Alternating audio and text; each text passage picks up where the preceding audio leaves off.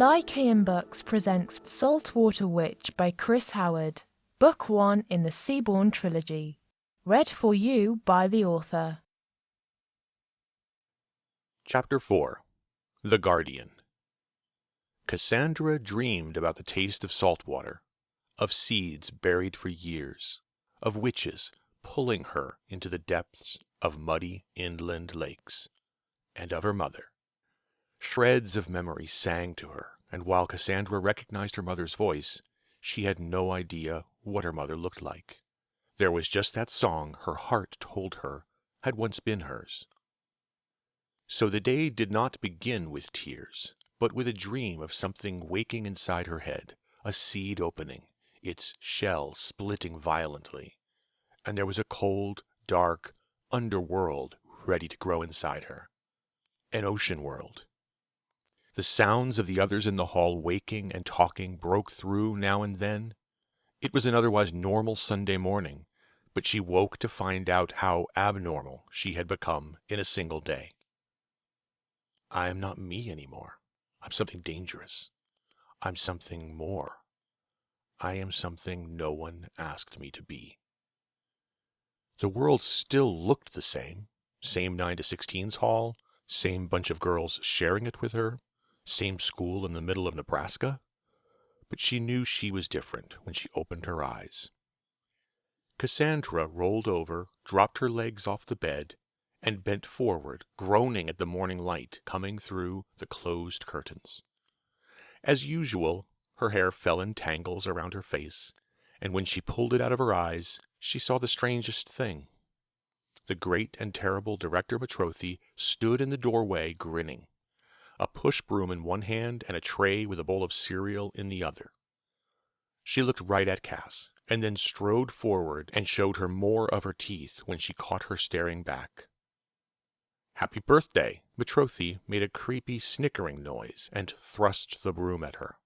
"You're on cleaning duty for the entire hall over the next week, today through next Saturday." Yippee-damn-do. The department director set down the tray with the cereal, spoon, and cup of water. "Bathrooms, floors, and windows. I want the baseboards cleaned of scuff marks, dust underneath the beds, windowsills wiped." She paused with a thoughtful look. "Actually, I think your birthday was yesterday." She threw open the curtains, letting in a blaze of sunlight. Nearly blinded Cassandra.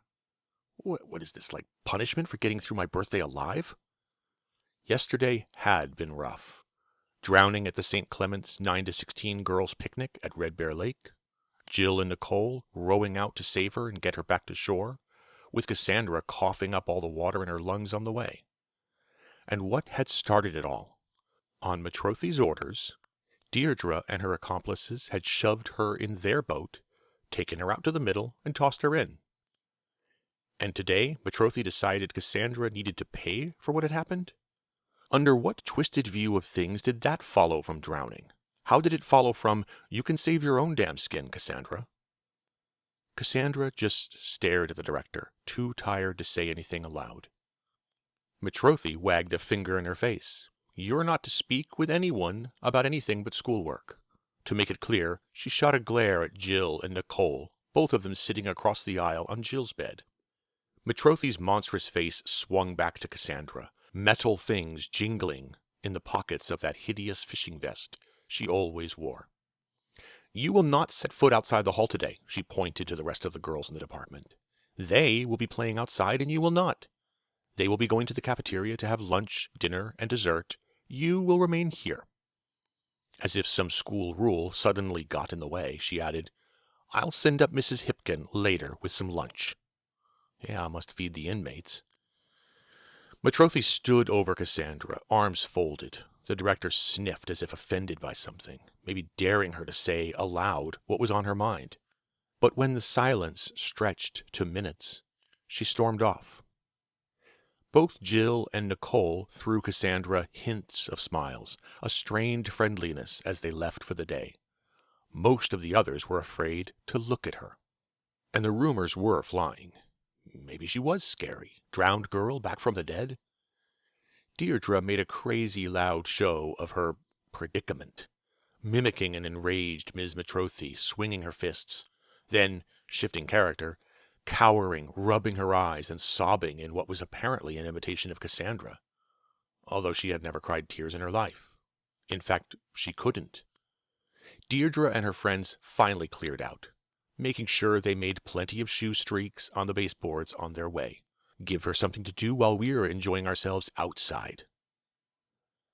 The school year had just started again, and this had been the sunniest summer she could remember in all her years here, somewhere in the heart of Nebraska. Even she wasn't clear where they were on the map. You'd think I would know. Been here long enough. Matrothi was right about her birthday, which was a bit creepy. Someone had dumped her at Clements when she was a little over a year old. The last of the girls left the hall, a group of 11-year-olds who gave her some serious glaring and head-shaking, like little Deirdres in training. Folding her arms, Cassandra glared right back. Snotty little bitches. Leaning on the handle of the push-broom, she sat alone in the hall, half listening to the talking, laughing, and music drifting in from the yard. Then she got up and lifted the window to let it all in. Someone called her name, but when she looked down, she couldn't tell who it had been. Cassandra turned away from the window and took in the long row of 26 beds, nightstands, and curtains. Then beyond them to the lounge with the homework tables, couches, and TV, to the hall door. She was angry and alone, a prisoner doing things she didn't want to do. Nothing ever changes, she started, but cut the thought short. Some things had definitely changed. Somewhere under the water, deep in Red Bear Lake, lived a woman with sharp teeth and a voice that felt like needles on her skin. Things haven't changed? How about I'm a total water-breathing freak? I should have drowned. I was under for half an hour with water, heavy in my lungs. I was breathing it in like air. I can swim. The whole witch attacking her thing felt dreamlike now. She had been underwater, fighting for her life. It's possible that part could have been delirium setting in. That was another problem that had surfaced recently. She was thinking in words that weren't always hers, like delirium. Who the hell used the word delirium anyway? What is this, like some kind of latent blooming of last year's vocabulary lessons? Latent? Blooming? She ground the broom into the floor and liked the way it made her muscles burn and made her arms shake. The broom's bristles rustled against the wood like a box of scurrying rats. She was so angry, she felt like crying was something she had seen 1,000,000 times. She just didn't know how it worked. Her head sank forward, she squeezed her eyes closed, and tried to make them, do their thing. She knew exactly what crying looked like. People seized up, shuddering, streams of water poured from their eyes, over their cheeks, running into their mouths, dripping off their chins. When they wept, they made coughing and choking noises, sometimes moaning and shrieking hysterically. Cassandra tried all of these, but nothing happened. My eyes are broken. She had never been able to cry. When she stopped shrieking hysterically, she noticed the noise from outside had died. She got to her feet and moved to the window overlooking the yard. Some of the girls had heard her screaming and looked up with curiosity at the second-floor windows. Deirdre stood out among her friends, swishing her long hair, laughing too loudly and pointing at Cassandra. Holding her mouth shut so she wouldn't be tempted to shout something, Cassandra turned away and got to work. Threw off her pajamas, pulled on jeans, a tank top over a boy's button-down shirt with the sleeves rolled up, and finally her old hiking boots. The chores weren't too bad. Didn't require a lot of thinking on her part, and she could spend those thoughts on important things like, how is it possible that I can't drown? Or, what the hell was up with that witch and her needle pain screaming? Cassandra started by dusting under the beds and sweeping the hall. She even made a game of kicking the metal dustpan down the aisle, letting it soar between the beds before it struck one of the legs or stopped on its own, spinning and grinding noisily across the floor. Landing on someone's bed was out of bounds. The trick was to get it to fly as straight as possible. The dustpan was sharp and heavy, and had a tendency to flip to the left, making extra long kicks tricky. She was going for a record of kicking it past 6 beds when Matrothi made a surprise check. slipping into the hall and down the aisle just as Cassandra gave the pan a solid boot. Too late to recall it. It flew in a beautiful arc and nailed the director high on the shins. Betrothed staggered, throwing out one arm, grabbed a bed frame to get her balance, clutching at her knees with the other. "What are you doing?" she shouted, her voice shrill from pain. She managed to shout the question before the pain sunk in. The heavy dustpan had dug deep into one of her legs just below the knee. The handle caught her solid in the other leg. And the pain clearly affected her ability to speak. Her lips kept moving without sound. Her face went red and puffy, like a scalded plum. Shaking, she made a fist, but didn't seem to be able to find any more words. She bent forward, huffing angrily for one long minute, while she just stared at Cassandra, who was powerless to help and too frightened to move. Betrothed hunched down, inspecting her legs, and finally glanced up, stammering something about strangling Cassandra in a high-pitched whisper. Then the director limped out of the room in a crouching waddle, stumbled at the threshold, and slammed the door. A second later, she opened it with some trouble, and then slammed it again. Frozen in place, Cassandra waited for the director to return. But the shot to the legs had apparently taken her down. Cassandra leaned on the broom and stared at the door, then shrugged, nodding over a conclusion she had just drawn. In the world of uncertainty Betrothed made for her, there was one thing in this moment in time she knew for sure. Short of sneaking a guy into the hall, what could she possibly do to get into more trouble? What catastrophe could she cause that would lower her any more in Betrothed's eyes? What hell could she possibly raise now? It was time to get back to business. The sun blazed through the windows while she cleaned every pane, wiping the dust from the mullions. She stood on a chair to get to the tops of the frames.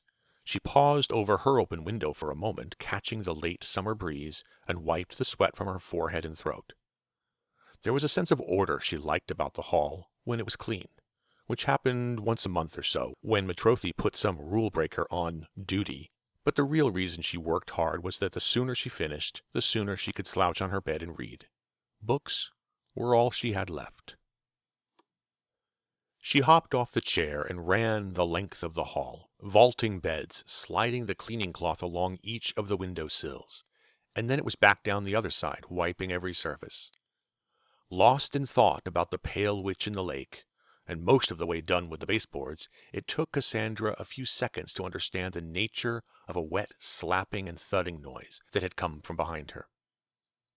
She looked around the room. There was a burst of laughter outside, rising in loud, choppy barks. "Cassandra!" Someone, it sounded like Deirdre, was shrieking with delight. "Come out and play!" A sloppy wad of dirt soared through her open window, splashing across the floor, spraying her bed. There was mud everywhere.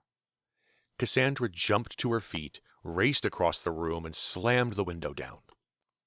Autumn, Deirdre's enforcer, sneered at her and hurled a handful of mud.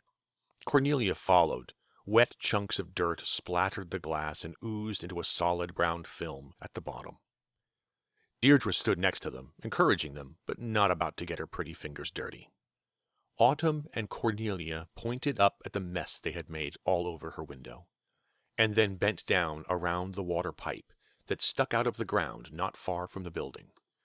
The faucet dripped continuously, and there was always a shallow, muddy pool beneath it, green and slimy. Autumn had pushed Cassandra into that several times over the years. For a moment, Cassandra couldn't think of anything to do other than stare down at them through the mud-streaked glass. Then she turned and looked at her bed, stunned, her heart suddenly thumping hard. There was a weird loose and scattered feeling in her head, not dizziness, maybe paralysis, and no clear way to decide if she should let her anger off its leash or cry. I wish. There was one clean section of floor at the foot of her bed, and she jumped to it, wheeling to take everything in. Her hands were shaking, so she curled them into fists. Then her fists shook, and then her arms. Her head felt light. She really had to find some place to sit down. Greenish slime oozed over the blankets, pillow, and sheets. Mud clung and dripped down the curtains. It was all over the floor, running down the nightstand and leaking into the drawers. The breakfast tray was splattered brown, and there were chunks of something solid in the bowl of soggy cereal. Cassandra groaned and dropped on the clean end of her bed, letting her face fall into her hands. A small spasm rushed up her back and snapped her head down. A wave of ice went through her, followed by an unzipping crinkle of bone and muscle up her spine. She felt the questioning scowl forming on her face, sniffled and wiped her nose, staring at the mud on the blanket next to her. Cassandra froze. She felt it. A small, cold line of water inching down her cheek. A teardrop. Aren't tears supposed to be warm, like body temperature? But what do I know? I've never done this before. Her fingers came up automatically, but she stopped them an inch from her face. She was about to touch it, really wanted to, but changed her mind, wanting to feel it on her face for a few more seconds. I've made one tear. I'm really crying, a real tear. It tickled as it traveled down the side of her cheek, rolling over her skin. She leaned forward, and it dropped to the floor. She followed it down, starting to smile. She listened for an insignificant, wet tap. The tear hit the wood, rang like a tiny bell, and spread out. The small, wet circle hissed, and a watery cloud puffed out of it. It broadened and bubbled, sharp points rolling jaggedly up its sides, as if something inside was trying to claw its way free. That can't be right. She stared at it, jerking her feet off the floor. What the hell is wrong with me? The cloud expanded, growing thicker and taller, oozing over the beds, covering the space between Cassandra and the far wall in seconds. She screamed and scrambled back across the width of her bed, somersaulted rearward, and fell sprawling in the gap between the next two beds. Why is this happening to me? Breathing hard, heart thudding in her chest, she pressed her fingers into the floor and lifted her head, an inch at a time, over the top of the bed. She had to yank her neck all the way back to see what it was. A wall of water rippled from the floor to the ceiling. It stretched from one side of the hall to the other. Cassandra got to her feet, unable to look away from it. Colossal, liquid bars broke away from the central mass and swung together like arms. And then the whole mass shifted along the far wall to make a semicircle around her. It reeked of salty ocean spray and seaweed, with a body made of lapping seawater, with a fluid lump centered on top. That thing has a head on it. The water around its face folded into a big ridge above two deep indentations, its eyes. It was doing the water monster equivalent of scowling down at her.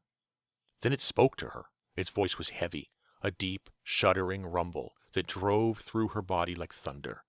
You are not Ampherite. Cassandra couldn't move, rooted to the floor, staring up at the monster's face. Her mind stuttered over its words. Amphera? Who? And then everything in her head disintegrated into a shuddery, fearful, cold soup. You are a girl, he rumbled, and she just stared up at him stupidly. Why have you summoned me? Cassandra didn't know what he meant, but that line shuffled things back into place in her mind. There was even a slight surprised tone in the deep growl. It also sounded as if he wanted to know her name. My name is Cassandra. He nodded, slow and watery. I can see that you are the wreath-wearer. His voice built up like a freight train, and she stood like a stunned deer on the tracks, unable to get out of its way. Why have you sent for me, Cassandra? The head of the monster rotated side to side, as if studying the hall. Why have you called me to this place? His voice pounded its way through her skin, bones, and then into the floor, and made her stagger back. I called you? Oh, I cried. It's my first time. The two big branches of water swung in again, sending waves swirling up its body. It folded its arms, not very impressed. Do not make a habit of it. Sharp ridges of water danced along the edges of its shoulders and arms like pale blue flames. It was impatient. If it had feet, It would have been tapping one edgily. "But I cleaned." Cassandra gestured around the hall. With all the water in the room, her mouth was suddenly and completely dry. They threw mud." She pointed to the window next to her bed. The monster made a deep rumbling noise that made the floor creak and groan. Ripples of water eddied around its sides, coming together in a crest of sloshing ocean along the middle of its back, like the pointed clash of two opposing currents in a harbor. Cassandra dropped her arms to her sides, trying to read something, anything, in its face.